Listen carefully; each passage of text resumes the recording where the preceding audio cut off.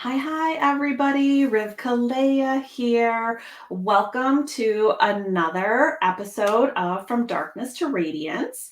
And as always, I am not a doctor or a therapist, and I speak from my own experiences. And when I have guests on, I let them speak from their own experiences. And today I have a wonderful guest with me today, and I hope you all welcome her in. So, welcome, Amber. Thank you for being here with me. How are you? Good, thanks. I'm doing really well, and I love hearing the title of your podcast. It's beautiful because that is definitely the journey for so many of us. Yes, it is. And I found, most of the people that have come on here have come through some sort of darkness and they're now thriving in their radiance. And that's not to say that we don't, as humans have a little bit of darkness here and there creep up on us. But for the most part, we're all now starting to come through all of that. Yeah. So I'm Amber Posey, and I am a trained psychiatric nurse practitioner. And I was very familiar with what I always say, the dark night of the soul, for myself as well as clients.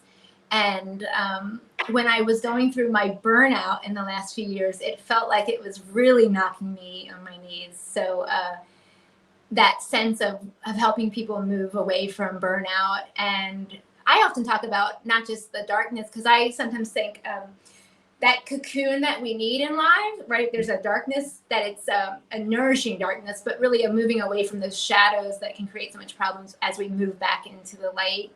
And the strengthening that happens from some of those journeys.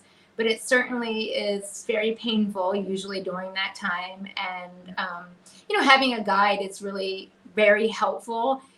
So as all of us can do that in so many different ways in society, not just trained professionals by any means, but having people that can help, shine a light when you're really struggling is essential, in my opinion. Right. And that's kind of what I've tried to do within the Rivka Leah community is to kind of help people when they need a little bit of a light. I know when I was coming through my darkness, it was difficult to find those resources. Mhm. And I think now that society is starting to open up a little bit and show people that there are places that they can go to get the help that they need. And I do always tell people if you are in a situation that is dangerous or difficult to please seek professional help by all means. I don't want anyone to Yes. ever think that, I can guide them in that. Please seek professional help.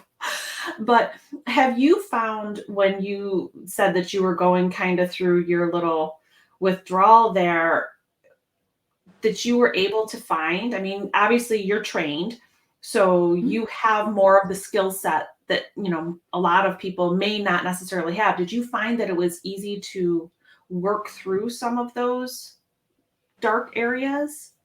Well, no, I think it's not easy for anyone, especially when you're in it, right? And why anybody who's worth their salt as a professional always is usually doing their own work in the mental health realm. So the sense of like we all have our own work to do. Right. I really believe in the model of supervision, no matter how experienced you are, that it's really a helpful space. And how I had always had supervision throughout my career, and at times your supervision is tough cases, and at times it's about your own struggle, and it's often everything. It's this integration of like who you are as a person and as a therapist. Um, so I was noticing more struggles with work and myself with my supervision, and then I also decided to work with a coach who has a background in art therapy, who helped with burnout and vicarious trauma for helping professionals. And she was doing some preventative work. So I had looked into her when I was starting my own practice, just as that concept of preventative. And I like art therapy because I have plenty of obsession with talking. So I was like anything to get me kind of outside of my mind. And so I had like a two-pronged support, and then I had traditional psychotherapy as well as coaching with somebody who had a strong background in therapy. But we were not doing psychotherapy by any means, but a sense of like what's going on with the business. And so So it's almost like I predicted that. I knew being in mental health care, first of all, high risk of your own burnout. Right. So I'd always created a lifestyle of how to reduce that. And that's why I was actually rather shocked when I became burned out. I think I also was fighting it, actually, because I did so many things right. And lots of identity struggles, to be honest, were part of my burnout, I'm pretty sure, as well as going into my own practice versus just being a provider as an employee, wanting to have even more of a sense of all of the ways and support that's necessary for entrepreneurs. Because again, entrepreneurs also have a high rate of burnout, right? They have a high risk of mental health struggles. So there's a space of like, I did a lot of things right. And I had been in psychiatric nursing since 2006. And I had been in healthcare since 2005. I have an accelerated degree. So you can get your bachelor's degree within a year as a nurse if you already have one bachelor's degree. So 2005, I went and started school, started into psychiatric nursing, did family nurse practitioner, psychiatric background, and then really enjoyed, like I felt like it was a calling. Like it was very much like this is the life of doing psychotherapy and integrative medical care, holistic, etc., and did not see it coming. However, with the intense amount of worldwide distress in 2020, and every client was rocked, it felt like. Yeah. As well as the clients that I worked with, I have worked in eating disorders for most of my career. And so that tends to be a pretty tough mental health struggle, as well as a lot of trauma is involved. And so, it was the perfect storm, as well as my own identity of, as a helper, sometimes we are really navigating that we feel empowered as helpers. And so we're really trying to help others, but if you're not quite sure where your helplessness lies, burnout will show you. So basically I felt powerless, and I felt like I was failing because of my own sense of disillusionment, to be honest, with the world, with healthcare systems, with just so much, and being around like constant suffering. Whereas when you're traditionally doing your work, you have some clients that are different levels of what could be considered suffering, right? Exactly. And so you have a new client who's in acute crisis, and you're moving up into baseline, and then you're aiming to get towards a life of thriving. And my struggle was like, I'm never going to get anyone to thrive, and then taking on too much responsibility, to be honest, right? So overly valuing my own sense of what I could do was part of that struggle. And in healthcare, we're often, there's all these concepts of cure and healing, and my sense is a lot of healthcare providers were very over-identified with their careers. There's a sense of it's noble. There's a sense of you're doing good work. You may be doing well financially, but you also know that like it's not, you're not joining the profession because of so much financial gain. It's usually that you're doing well, but not, just a business. And because I also felt a bit like I was failing the struggles of being okay with the unknown, which is again part of my work as a psychotherapist, right? You're trying to help your clients tolerate the unknown. And I was really like, I don't want to be in the unknown anymore. So, I mean, it was tough. Like it really rocked me in like, who am I? And I was never doubting that who I was somebody who was able to explore, deep interpersonal work. And I would say like, I still can, obviously, but there was a stage of like, I don't want to, I don't want to be around this anymore. I can't do it. I'm not strong enough.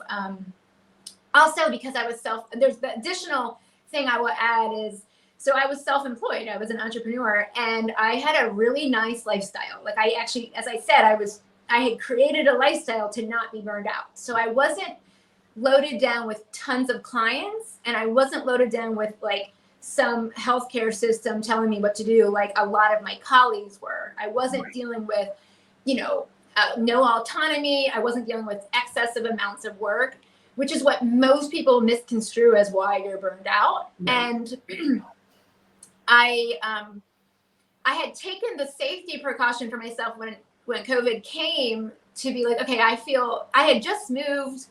I was already planning on changing my practice a bit, but I had moved my clients to telehealth. That was the plan. And 2 weeks before we moved, COVID kind of hit. So I had been doing telehealth on and off for years. So I was comfortable with that. But I did make the decision not to take on any new clients and instead increase my offerings for my clients.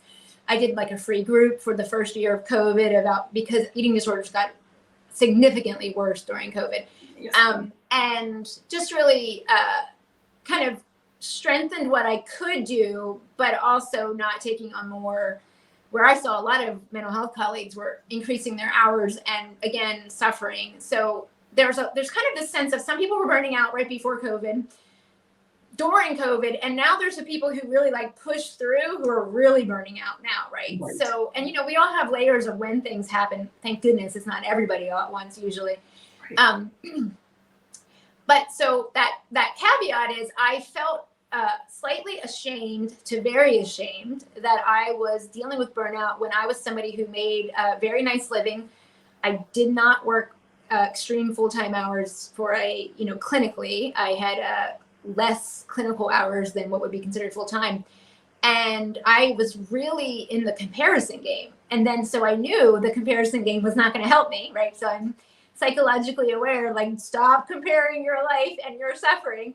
Right. And I was just like really beating myself up that like I wasn't strong enough. There was something wrong with me. And I heard that right there. My voice cracked a little bit like that. It really was very hard for me to honor that I was where I was. And then knowing that I wanted to help more entrepreneurs and helping professionals, and knowing that my story would matter, and feeling slightly like, oh, they're going to think that I'm not quite strong enough. Like a little bit of that, like, oh, so your journey is going to also be sharing that and tolerating that sense of like, do people, will they get that I'm not, incompetent, but I was, overwhelmed, stressed out, and knowing that the healthcare system in some ways, it kind of caters to those overachievers. Right. It caters to high achievement and accomplishment. Yeah. It caters to putting your needs second, and it kind of can shame you about like, hey, I actually need to stop, because the idea is everybody comes first, right? There's this duty, and all of the talk of self-care that's been being promoted for years in healthcare has always been more Band-Aid versus like what it actually takes to be a nourished helping professional. And there is that sense of healthcare providers really are your I don't love to use this word, but I'm going to, indoctrinated a bit to really lose themselves, put on a new personality, a new armor of the healthcare professional, and then wonder why we're all struggling. And by the way, it's very high injury of moral injury for my colleagues who were told to do things against a lot of their sense of what is right and wrong during a lot of these stages, as well as very high rates of female physicians are killing themselves.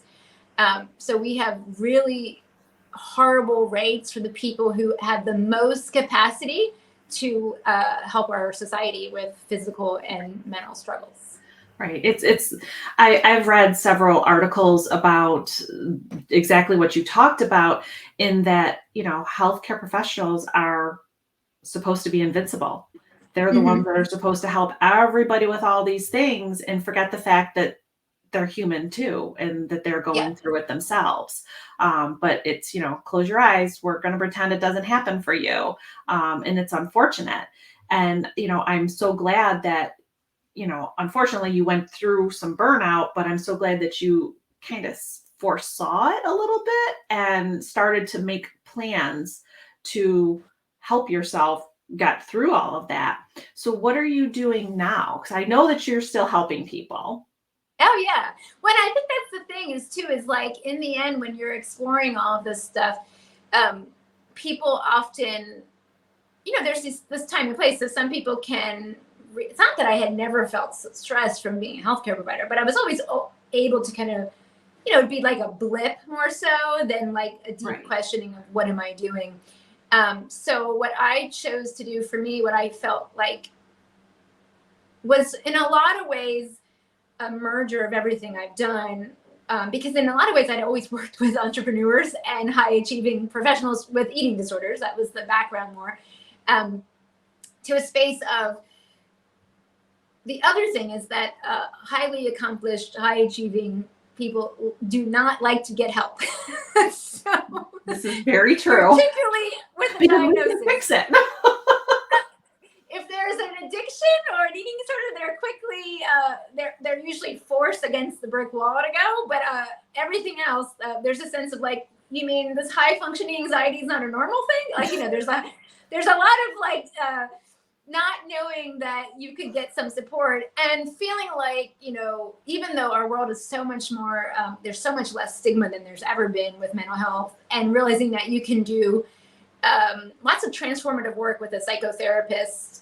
You don't have to go when you have a crisis. Most people don't go to therapists unless they have a crisis, right? They don't go unless there is a significant struggle. There's not a lot of people doing the model of more inner work for the purpose of inner work and not feeling like you have to worry about the diagnosis. So basically, my thoughts were that I wanted to help more and more people with thriving. I wanted to help people who weren't necessarily tied to just the model of a crisis. And then as I get better, it's good enough. Because what I always knew as a psychotherapist was that the people who do the best work stay past good enough, right? Which means it's no longer medically necessary in the medical model. And you can, as a medical provider, I would always say like, well, it's medically necessary in that you may have a higher risk of falling back into major depression or excessive, panic and anxiety, or your eating disorder or an addiction. So it helps you in your life. And so there are many people who are doing thriving work with their past therapists, because I am not the only therapist who thought that way. Like, it is medically necessary, but insurance would say it's not medically necessary because all we care about doing is getting people to baseline. And having my own private practice, I was a insurance-based private practice. I was able to charge effectively for me and be affordable for all, because I really believe that healthcare is a right. Like, I very much believe healthcare is a right. But I started, as I was dealing with insurance more, I was pulling out of more and more of them because of what their requirements were, negotiations, et cetera. And I just was like, what am I doing now? They're telling me how to run my business. When I was employed, I never really had to explore that as much. It was just like, you're doing your charting. But when you're individual person taking insurance, there was starting being a sense of a demand that I was like, I don't believe in this system at all. And I won't be told. So my sense of autonomy actually got slightly questioned by taking insurance.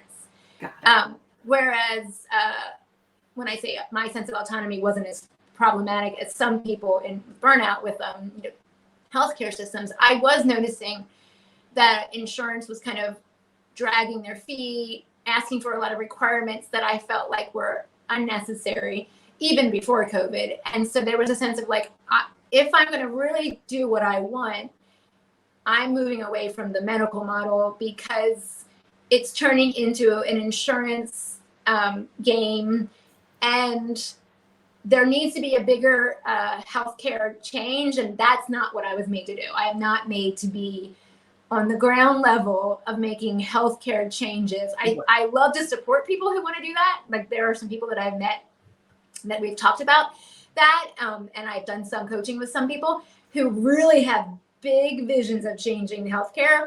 I would probably lose it if that was my job. So my thoughts were, okay, so how am I going to do this? How am I going to do the work that I was made to do? Right. The way that I want to do it, the way that is needed in society, that's uniquely, representative of me. So I feel like it's creative. And I pulled back. And so I let my business go slowly. I decided, like, I'm going to finish my work with my clients. I'm going to end it ethically, and I'm going to make some changes into the coaching model, which brought up its own struggle for me. I was very identified with being a psychotherapist. And but I started experimenting with it over those years, and then I chose last year in 2022 to do it much more seriously than what I was doing in 2020, 2021. Yeah. And I just felt like I felt lit up again. I felt that reignation of, like, oh, this is exactly what I've done, but in a model that's a bit freer for me, where I can help people who are struggling with some things that are not actually as willing to go to do some work that could be helpful. And I have the background where I do know, just like you said in your beginning, I'm not practicing as the psychiatric provider any longer, or the psychotherapist. So if it's actually where they need psychotherapy or they need psychiatric care, I can say, that's actually sounds like you need some support here. Yeah. And there are, like I said, I saw a psychotherapist and a coach, right? There was that sense of, I like to do both, but some people, coaching would not be effective during their psychotherapy. I was somebody who was doing psychotherapy for years as a sense of thriving. I wasn't doing it per se as a diagnostic model, but when I was going through my burnout, I knew that I was at high risk for depression and high risk for anxiety. So that sense of, my own self-observation and introspection, along with classic, and my psychotherapy background is psychodynamics. So we're dealing with the unconscious much more than, like a behavioral model, for example. And have you noticed, like, I know from myself personally, as I've done my work, I become much more conscious of, and actually you and I had a conversation where I was using specific trauma inspired words, but I was conscious of using them. I know where my healing has brought me, and I know what my boundaries are. And yet I still use some of those words because that's where I keep my boundaries. Yeah. Have you noticed? You're also a human. Exactly. They're like the journey of healing and then thriving is ever spiraling, and there's moments where we're moving back. It's this also the capacity to move forward a little bit easier versus when you're kind of stopped, right? When you're in a paralysis state, is very different than moving back and forth between, pain and moving towards the life that you really are entitled. And it's as I always say, it's like our birthright to really experience a life of vitality. And that means that you will also have pain. It's just like not feeling it all, being present to it all is a life of vitality. It's a life that will lead joy versus stopping everything because of the fear of I can't handle it. Exactly. So now you are helping people, you are coaching people. Yeah, so I didn't probably finish that sentence. Would you like me to kind of complete what I do? I want you to share with everybody, because I am absolutely impressed and thrilled and honored that you took the time to come talk to me and my audience. So I want them all to know what you do and what you are helping everyone with. Well, I just wanted to say too, like, getting into the world of coaching, I was really not very involved in kind of the online world. And so seeing coaches that provide different services, particularly if it is like their world, their lived experience, they're then drawn to support others and also have that capacity to realize, like, okay, what am I able to do? What needs more support is really important, because just to remind everybody, healthcare is inundated. It is a system that is falling apart. So you want to be able to have good healthcare. And you also need to understand that there are a lot of delays, particularly in psychiatry and mental health. And so having like good primary care that can assess sometimes to say like, okay, actually psychotherapy or a psychiatrist might be helpful.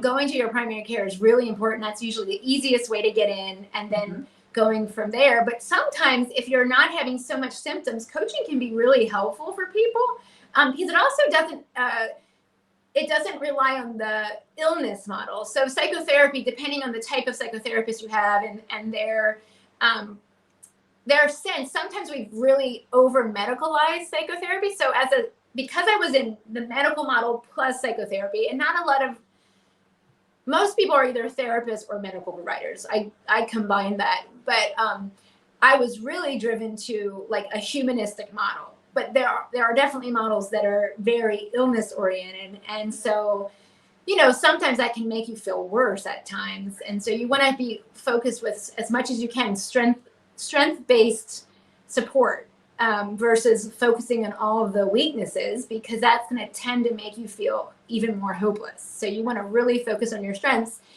at the same time holding the reality that there may be some struggles that may need to change, but we don't change until we can be who we are. Right. So I want to make sure I remind that to everybody, for that sense of like accepting where you are in the here and now, aiming to focus on your strengths, and then some of those weaknesses you can sort through a bit in a much less pressured manner than I have to change and I have to get better. And if you have a provider who's kind of harping on like illness, that does not help that. It can be problematic, actually. So how I'm helping people is I help driven entrepreneurs and helping professionals, women. Let me just back that up. Probably I help women, helping professionals and entrepreneurs particularly, so who are wanting to make bigger impact. They may want bigger income too, but a bigger impact away from that kind of cookie cutter, pressured performance, productive society, moving beyond perfectionism into a state of actual presence, actual peace, being in your body. So obviously you have trauma-aware interventions as necessary, and really kind of owning the power of choice, responsibility, clarity, so that you can not be kind of thrown about the waves of life, while honoring that life at times can feel difficult. So not shaming anyone. And also because society we're inundated with a lot of pain and suffering. And so how do we hold that with kindness, and also the capacity to look towards what we need to, so we're not so overwhelmed? Because I've always worked with really sensitive people. So sensitive people in general can have really big visions, thus the entrepreneurship, really high ability to accomplish things, and they can feel almost disabled when things like burnout come, or when they're dealing with significant problems that knocks them to their feet, and that sense of wanting to be able to get up, but sometimes delaying that because they're trying to go back to something that actually needed to be let go of. Right. Yeah. And one of the things I'd love to do is really emphasize compassion, self-compassion, compassion towards others. Yep. Creativity. Those two things together give you the courage, if you choose to, change. And they give you the capacity to hold where you are right now, so that you don't feel like change is the only thing that happens. It becomes much more inevitable versus forced. Right. And I like how you say if you choose to, because there are people that are still in their darkness that haven't made that choice yet. And that's not saying that's right or wrong or good or bad, but that's where they are, and that's where they need to be at that point. Yeah. And there's a part of it is actually, that's a really important part that, I've worked with for years about that. The reason why I think I was very successful helping eating disorder clients was that sense of, I was outpatient. So there was a sense of, I'm not going to keep on going backwards. I'm ready to stop. But being like, you're allowed to be exactly where you are, because there was a sense of, I have to get there, and slowing down to like acknowledge everything that you are, versus this like rush to, Band-Aid and move forward. That is in a lot of ways will worsen a client. And so worsen their mood, worsen their sense of self. So a sense of like where you are is perfectly okay. And giving yourself that compassion and warmth and kindness rather than that pretty strong self-critic that is often running the show. And it's what has motivated people to be accomplished instead of love and kindness towards ourselves, trust in ourselves. So it's really learning to let go of so many external requirements and markers and beginning to have much deeper self-trust, which then again opens up our heart and opens up our capacity to feel more alive, have better relationships if that's what we choose as well. Right. That's wonderful. It's beautiful. And I think we talked about you have an offer coming out. Oh yeah. So, well, one of the things is I do have a PDF about the antidote to burnout that accesses using your creativity. So I can have that link for you. Yep. And I'm creating something that is coming out on Saturday, November 11th. So it'll be after you get this out. You guys would be able to qualify for the founding members of the Creative RX Studio. And it's, I call it a Wild Heartscape Collective.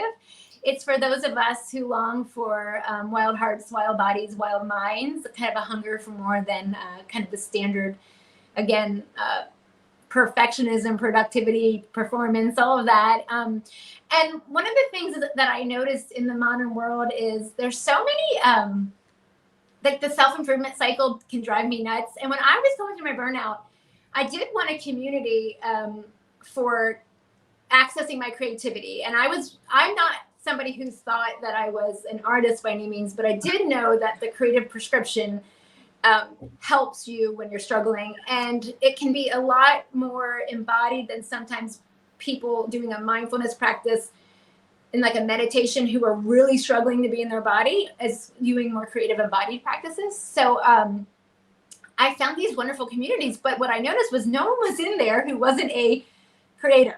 Yes. So I was like, where are the people like me who don't identify that they're creative or artistic, and yet they know that this might be a nice prescription? More and more research talks about communities using the creative arts and communities to help the larger community. And so I wanted to create a membership where it wasn't like a mastermind or a coaching model or a how to improve and how to keep on accomplishing, but more of a what I call a soft place to land, where I will be bringing in art of variety of art and prompts and a practice model that helps you get to have more of a relationship with your unconscious, your self through creative prompts and videos of me coming in for that, some lives with me, as well as I'm going to do something called a fireside show and tell that if people want to ever share something, they can. Okay. I love but not it. feeling like they have to. And I'm having a founding membership launch because it's really a passion project for me. And I would love to have more people realize the power of creative, what I call creative medicine, creative prescription, without feeling like they're not an artist. And particularly high achievers and perfectionists tend to pull away from their creativity and kind of put all their effort in accomplishment. Yep. They might be using their creativity in their careers. Like I remember as a therapist, I was definitely felt creative in the act of a session, but you're not usually doing it as like a well-rounded human. And you might have a struggle with like, I can't be an artist unless I'm good. So the sense of creativity for creativity's sake, no outcomes, that's a really important model to loosen the grips of perfectionism, which allows you then to get into your body more and enjoy life. So that's something else that I am launching. Yes, thank you for the reminder. That is amazing. I am excited to see more about that. And excuse me, I will have all of that information linked below in the show notes for everybody. So anyone that is interested, they are welcome to go into that and reach out to Amber and find out more about it. Sign up. I think I have several other people that I talk to that use art therapy regularly and that has really, really been a thriving moment for them. Something that I would like to look into more for myself, quite honestly. Well, you are welcome to join. Absolutely. I would love to. I do little I things here or there, but I think I could stand to be a little more well-rounded in that area. Well, it you so much. And for me, like when I think of all the work I did around my burnout, my creativity practice is what the thing was that was one, it's the least expensive versus one-on-one support. And it was life altering for me because I'm somebody who's pretty strong with words, and I was wordless. I call the burnout journey for me the unnameable undertaking because I didn't have the words. And that time of creativity that I was really dedicating for myself, and that I still do, really helped me gather the words. And I would do it through non-word ways, as well as I tend to want to write, but also using paint, color and expression helped me in ways that I had not really done for such a long time. And it really helped me pull away from my mind, which was creating so much story, right? And problems for yourself, getting into my body. And because, again, the background of like that high achieving, accomplishment oriented, entrepreneurial style person, there's usually a little bit of ADHD in there as well.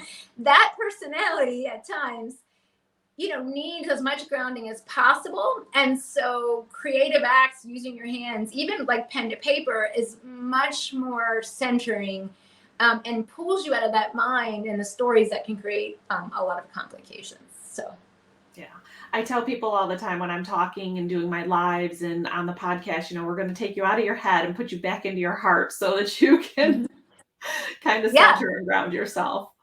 And that's the point for me. When you have any kind of piece of work, music, visual, a poem, etc., there's what I call is a jump into you line, usually, that I'm going to try to provide. Like usually you hear it yourself, but I'll give people these jump in lines that moves you into you. And the more you can get into that rhythm of you and knowing you, your worldview expands, your capacity to see the world with all of your senses expands.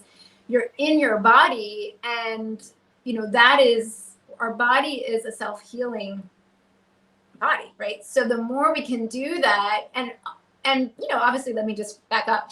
With trauma, we tend to not want to be in our bodies, right? So the creative way to get into your body tends to kind of subvert that a little bit more, because breath work and certain body work can, for some people, increase their stress response.